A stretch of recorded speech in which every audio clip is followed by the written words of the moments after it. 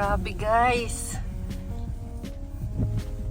May snow squall ngayon dito sa London, Ontario. Ang taas ng ang taas ng snow.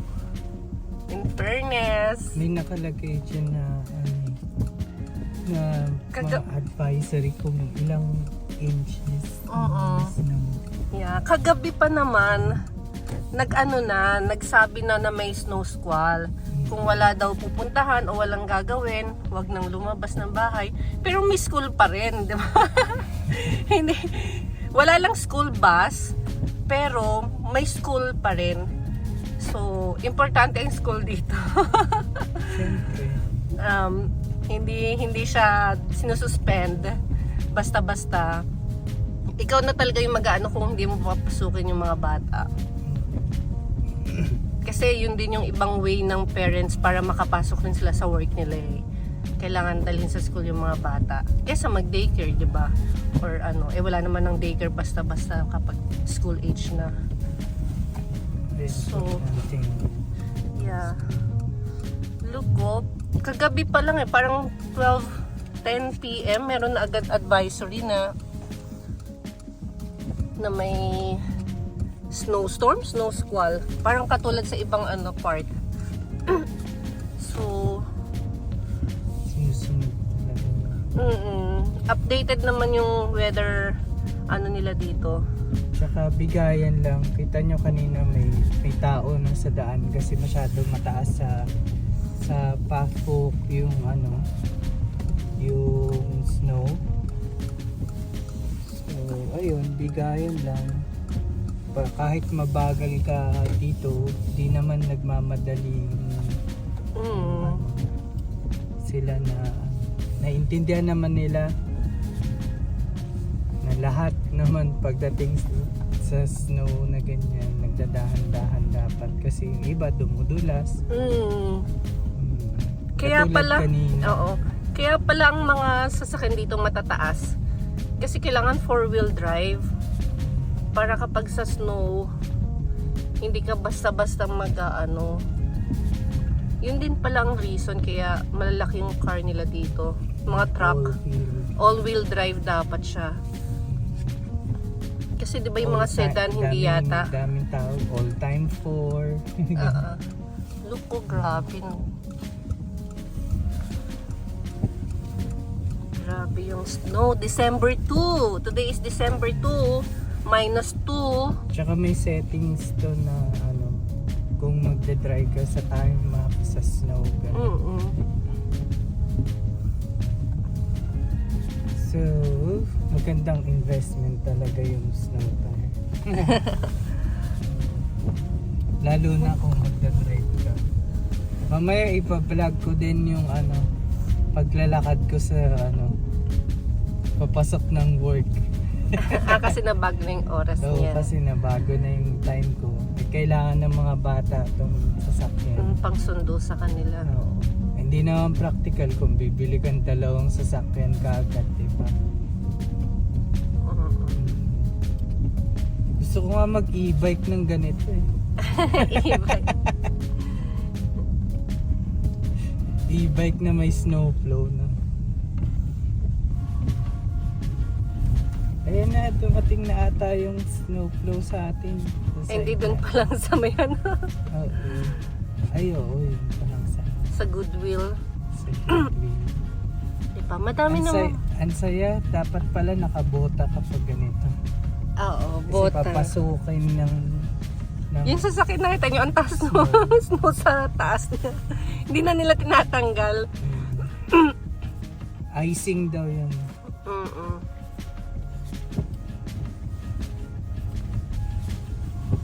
Good thing din may defroster yung mga salamin. Kaya hindi mo na masyadong kapag ka may talagang namuong yelo.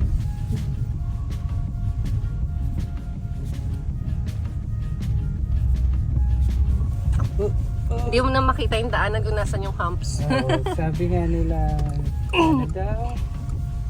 Let's play a game. Find your lane. Ganon. Mabuti na lang nilagyan nila ng ganyan no? Yung palatandaan. That's the reason why may ganyan. parang stick. Oo. Ay, Yun yung nagpapala na sila kuya. Ano ngayon doon, no? Yun yung market. Yung lumipat ng house Oo. sa kabila. Nagpapala na Nagpapala na sila. So dito kasi sa amin, May taga ang advantage sa flat, may maintenance. magpapala ka. Mm. Pero ngayon wala pa eh. Pero mamaya yan, mga 10 o'clock. Baka yung ibang ano nila yung inaano pa nila. Nakita niyo yun sa taas ng car? Ang taas, di ba?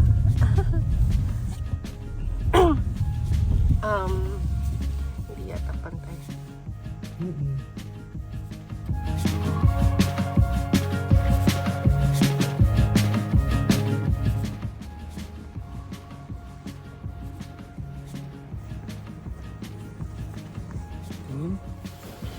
Hello.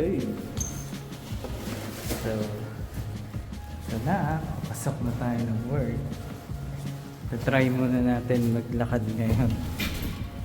Kasi, yung sasakyan gagamitin later para magsundo sa mga kids.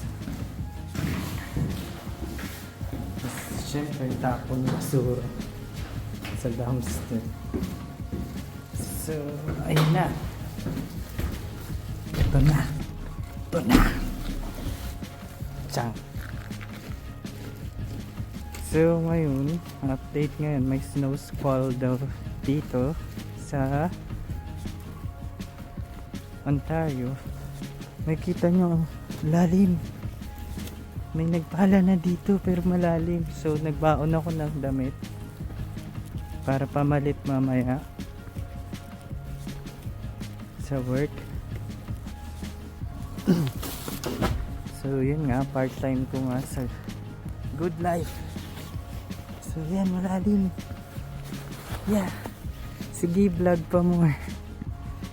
Oo. So ito, hindi naka-gloves. Yung hawak ko na cellphone, naka-gloves ako. Pero ano naman siya, lagay sa bulsa kasi malamig nga. So yan, kami lang daw yung ganito kalakas sa Northeast London, Ontario. So Huron and Adelaide, yun yung mga ganito kalalakas yung snow squall.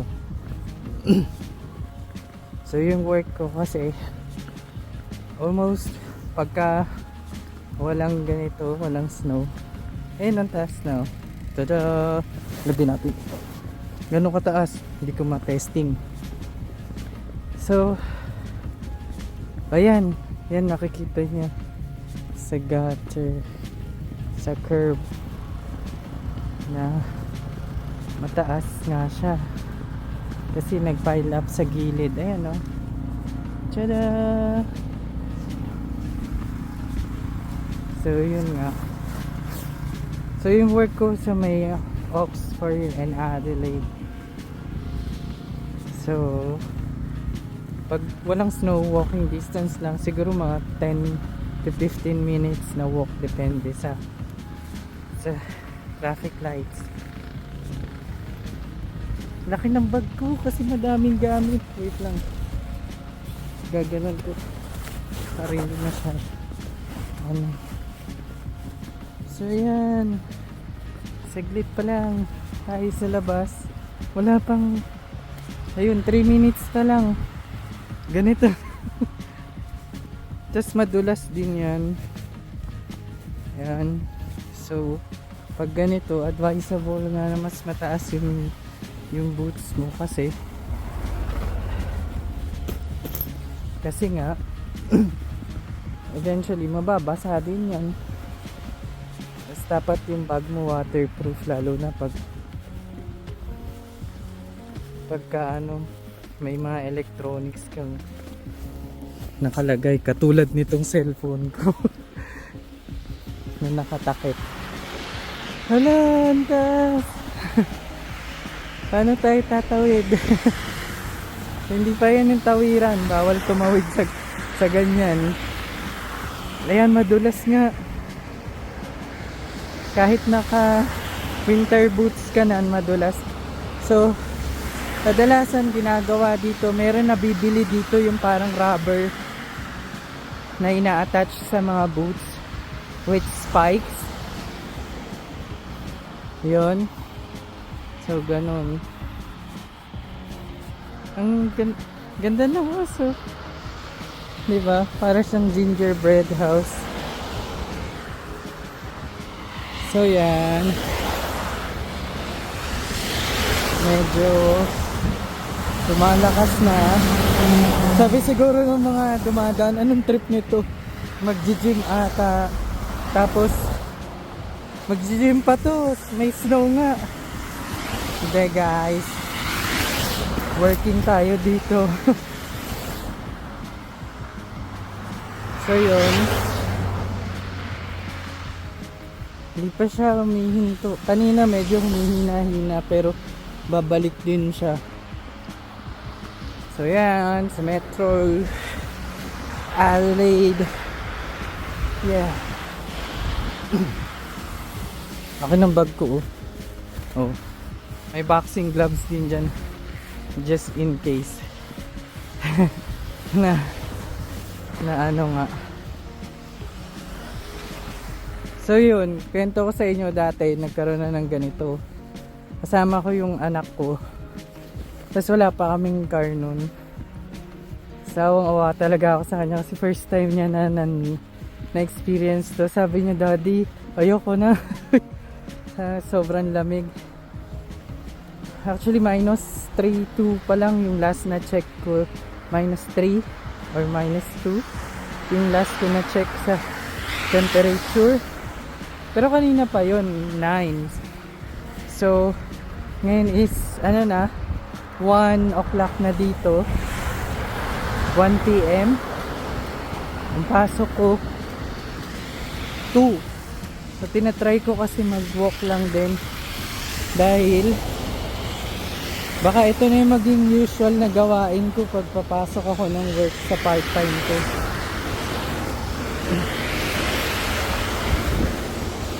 So yun, may mga snowplow na rin na umiikot. Excavator.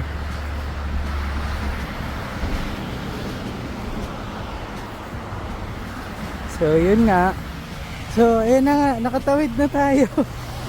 So may hindi pa na-flow dito na sidewalk. Pwede mo to i-report. Ikaganyan. Para ipa-flow nila. So, yun. Nasundan ko lang yung footsteps. Tas, ang lalim. You really have to enjoy all of the things in here. Like, crazy. Kasi, pagka, inisip mo mahirap, wala na. So, by the way, yung part-time ko sa gym is club attendant. So, okay naman siya kasi for first time lang din na nag-work dito. Although hindi siya ganun kalaki yung kita para sa expenses mo kasi you have to pay a lot of bills. Pero okay pa din. Instead of just hanging around sa bahay mo, at least you're getting something. May nakukuha ka. Unlike pag nag-Netflix ka lang doon. Oo nga. Pwede ako mag-work ngayon ng full time kasi naka-school break pa ako, pero pagbalik ng school 24 hours na lang yung allowed sa amin na work sa time per week. Oo. So, ayun ang cute gingerbread house. So, ayan, medyo clear na. Feeling ko sa mga bago lang big deal tong ganito, pero siguro sa iba na local na dito.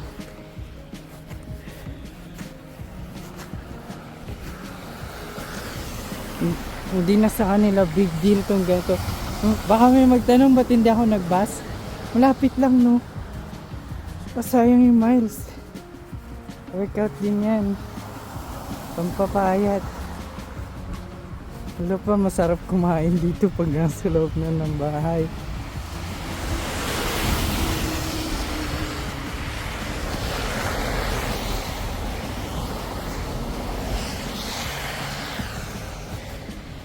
So, ayun.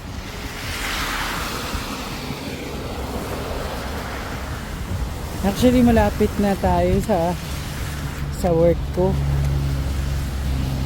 Hindi. Oh, madulas. Stay parade. Oh, lapit na sa work. Konti na lang, tapos papalit lang, tapos wala na. Trabaho ulit. Pag magastos ka, kailangan mo magtrabaho kahit ganito. Diyos mio.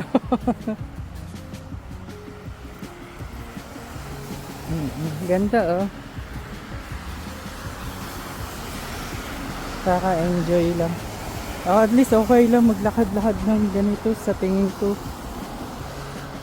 Kaysa naman yung ulan, parang mas okay yung ganito sa akin kaysa sa ulan. Oo. Kasi pag ulan, basa ka talaga eh. Dito hindi pa gaano eh, syempre. Pag nalusaw nga lang yan. Ingat nga lang din kasi madulas. Ayan, medyo okay na. Ito yung mga madudulas, so yung ganyan. Hindi ko alam kung tawag sabi black ice daw. Di ko sigurado mga grammar basher dyan. Ayaw magmura. Joke. Ayun ang cute ng trees. Ganun lang pagdating mo nang dito.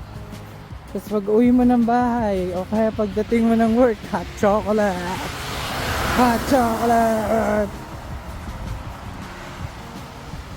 So yun. Woo! May palit. So yan, ganyan siya. Hanggang mamaya uwi ko pa, magabi na eh. Kasi 2 nga yung start. Oras na ba? Yun, 1:19. Aga. So okay na yun, kaysa late. Kasi malaki bawas dito pag nalilate ka eh. Ayot, tsaka nakakaya sa ka-work mo. Actually, hindi naman kasi yung income mo rin minsan yung kailangan mo asikasuhin dito eh. Pero yung yung image mo ba and yung job ethics mo kasi magre-reflect yan sa'yo. And eventually pagka naghanap ka ng ibang work na sila yung magiging reference mo para at least may masasabi silang maganda sa inyo. Katulad nung mga nag-resign dati sa trabaho pag may namin, tapos sabay tumatawag sa office sa Philippines noon sa work ko. Syempre maganda sasabihin ko kahit hindi ganong maganda yung performance kasi wala namang perfecto eh. Pero kasi ang akin kasi nasa isip ko noon, gusto ko lahat may work. Kaya yung naghahanap ng work, syempre may pagkakagastusan yan kasi hoda pamilya ba nila o sarili nila yun. Maganda yung nakakapag-impart ka ng opportunity lalo na sa mga kasama mo, kababayan, ganun. Yan.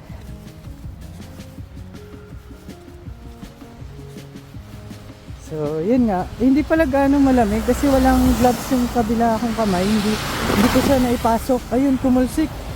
Grabe yun. So, yun nga. Nandito na tayo sa work. Of course, hanggang dito lang yung video kasi hindi naman natin pwede. We're not allowed to take photos or videos inside the gym premises. Kasi, yun nga, syempre, for privacy din. So yan na, ito yung garage, parking lot nung building. Dito lang yan. So, malapit lang sa bahay namin din. Ay! So, yun lang. Bye-bye. See you. Yun! So, yun na. Pauwi na tayo.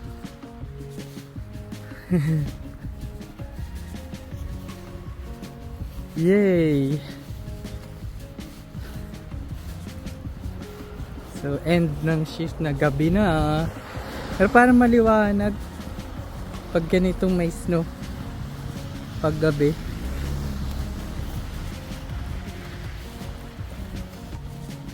So, yun.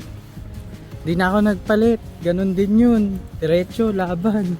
15 minutos lang din pala pagpapunta ako ng work. Dahan-dahan nga lang kasi madulas. Yeah. Ang galing ko nga to. Para makita nyo naman. Yeah. Di naman siya ganun kalamig. Minus 4 or 3 lang ngayon. Pero meron pa rin snowfall warning. Yeah. Kita nyo yung kulay blue na yun? Lalampasan pa natin yun. So, yun lang. Ayan, so, yun na. May nag-flow na ng ice. Nag-scrape na ng ice. Woo! There you go. Woo! That sucks, man.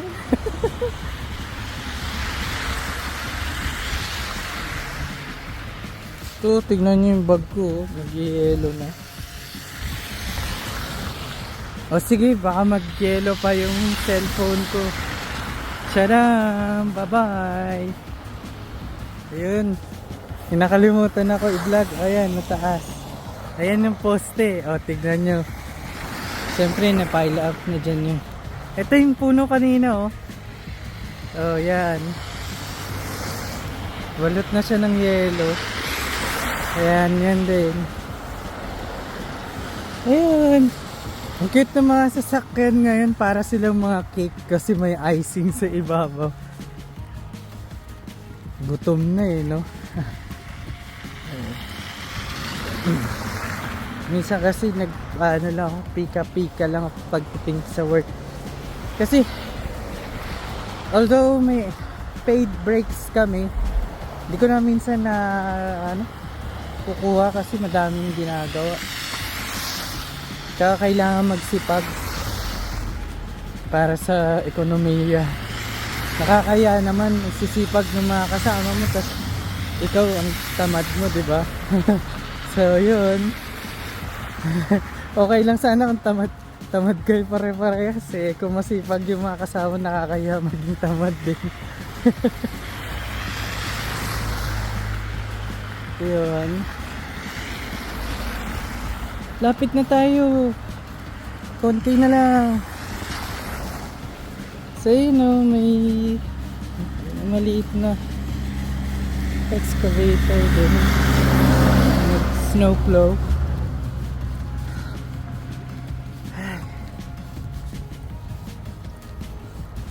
Ayan na.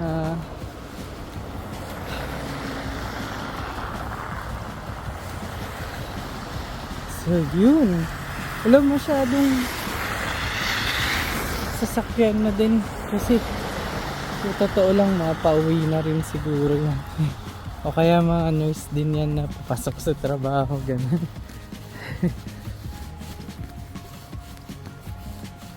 Or doctor or nasa healthcare. Yeah. Judgmental eh, no? Ayan na, malapit na tayo kasi enjoy na yung shell. Nakikita ninyo. Teka, i-zoom natin. Ah, hindi na-zoom pala to pag naka-director's view. Ayan.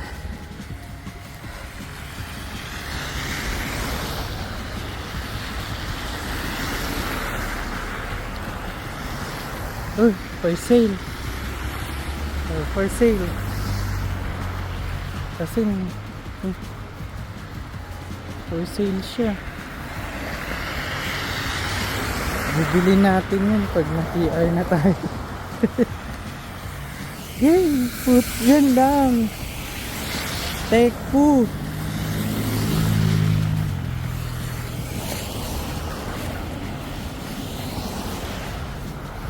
Yun no? Sa ay nakakainis pagka ano, kasi minsan tatagos yung talon. Yun na, malapit na yung Shell. So, dyan sa likod niyan, dyan na yung flat natin. Bye-bye! Yun na, ito yung 100. So, may papunta sa amin. So, yan, ang lakas na niya. Nagpagpag pa ako niyan. Doon sa may grocery. Yeah. Talaga, wala pa nag snowflow dito. Yan, confetti. Ingat lang. Yeah. So sa likod niyan, diyan na kami nakatira. Ay, yun lang. Kabalo, grabe.